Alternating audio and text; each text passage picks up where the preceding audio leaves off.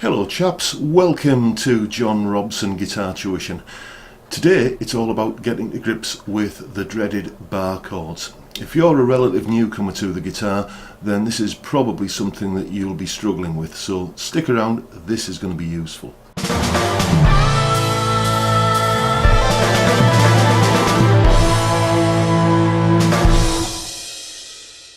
Okay, one of the first bar chords that you'll be likely to encounter is F, and what we're going to do today is take a look at one of the most frequently used chord changes involving that F chord. Here's a little presentation I prepared earlier which shows you exactly how to go about changing to an F chord. The most commonplace chord change involving F is going to it from a C.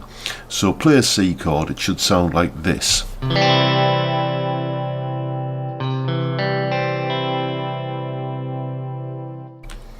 The next thing you should do is add your little finger, your fourth finger, on the fourth string at the third fret.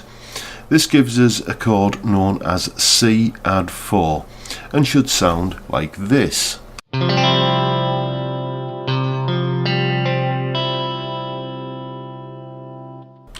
Once you've got that in place, the next thing to do is to move your second finger down a string from the fourth string at the second fret to the third string at the second fret. This gives us a chord called F major 7, which sounds like this.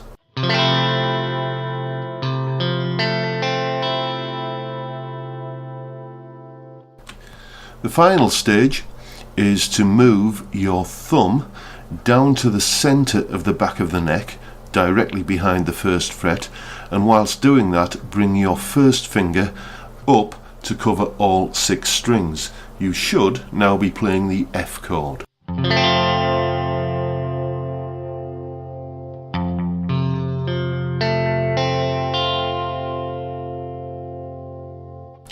Here are a few pointers to help you along the way.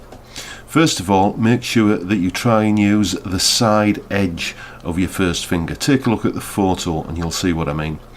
This part of the finger is much bonier and therefore easier to press the strings down with. If you try using the soft, fleshy inside part of your first finger, then you simply won't get enough pressure on the strings.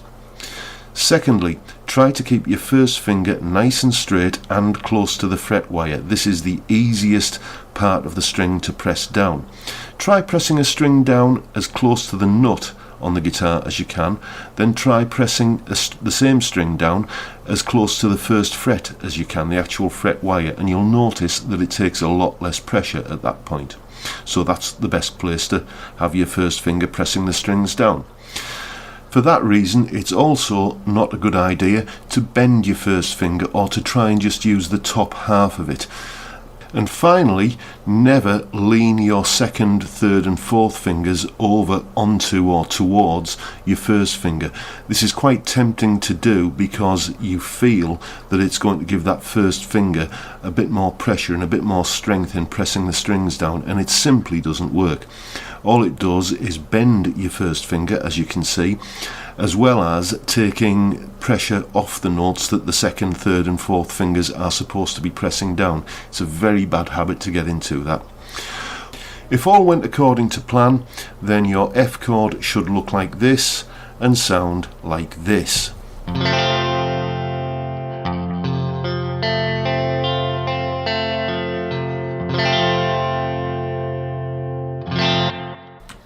And there you have it. Practice this technique for getting into your F chord from a C, and pretty soon you will master the bar chord technique. Playing bar chords is a combination of having the right technique and having the correct strength in your fingers. Now, it's entirely possible that you will master the technique long before you have the requisite strength in your hand. Don't worry about this. Just keep practicing it and getting the technique right and paying attention to all the small details that we've been through here, and the strength will come. But if your technique is bad, then no matter how strong your hands get, you will never ever get the chords sounding fully right. I hope this helps, and let's now move on to try to put this chord change into a piece of music. Okay, next up we've got a little indie type rock tune that you're going to see me playing, which involves those chords, the C add 4, the F major 7 and the F, in that order and in reverse as well. So because we're looking at changing from the C to the F and then from the F back to the C again. First up, you're going to see me playing it. You're going to see both hands so that you can see exactly what my fretting hand's doing and what my strumming hand's doing, which is very, very little as it happens.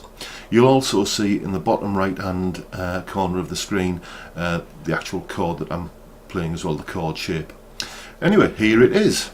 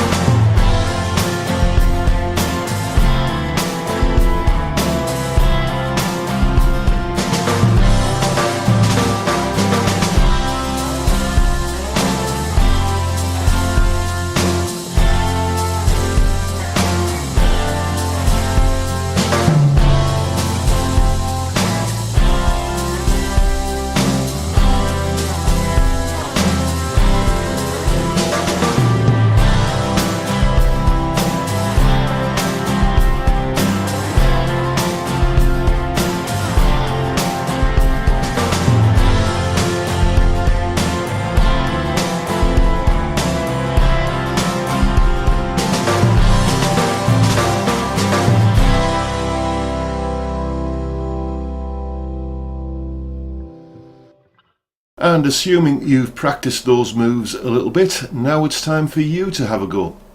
Just follow the instructions on screen and you should be okay. You'll see exactly which chord you're supposed to be playing, which chord comes next, and yeah, hopefully you can't go wrong. Give it a go and see how you get on.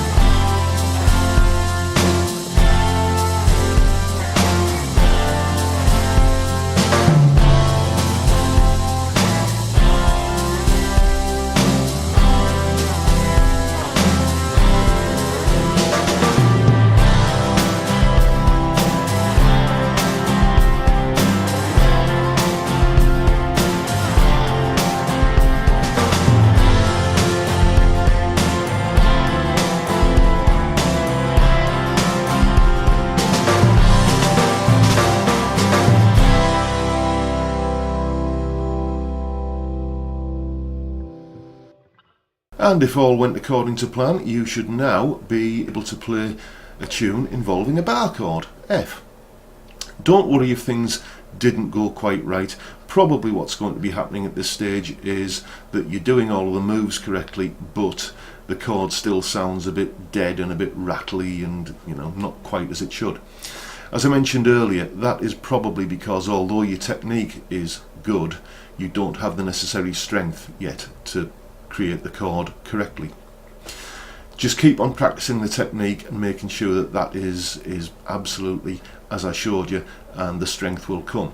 If your technique is bad, if you try taking shortcuts like leaning those fingers over or something like that, then no amount of strength in this hand is going to get you sounding good on the F chord. The other thing that you've probably noticed as we've gone through these changes is that this finger, your third finger, stays in exactly the same place all the way through that C to C add 4 to F major 7 to F change, like that. The big no-no to avoid when you're going from a C to an F or from any chord to any chord, to be honest with you, is doing this kind of thing where your fingers come way off the strings and then you start relocating them like that. That is always going to take too long. You're never going to be able to do the chord change quickly enough. Eventually what's going to happen is that those three moves, the C to C add 4, the C add 4 to F major 7 and the F major 7 to F, will all just begin to meld into each other like that, so that it becomes one smooth movement. The problem when you're learning to do this chord change, or any chord change, is that you've got to try and think about where 3 or 4 fingers are going to all at the same time. So you're thinking of like 4 fingers all going to 4 different places all at the same time, and that's where a lot of the problems often lie. Break any chord change down into a series of discrete moves that you can then begin to merge together, and you should find that that's pretty much the secret for making any chord change that little bit more manageable. Right folks, I hope you found this useful and informative, and as ever maybe even a little bit inspiring.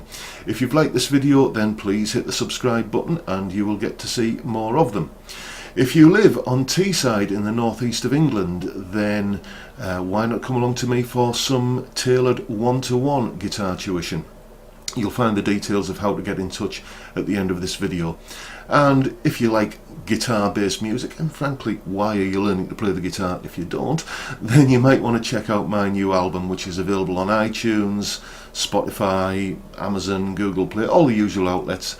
It's called The Whiskey Made Me Do It, and even though I say so myself, it's rather good. I hope you'll agree.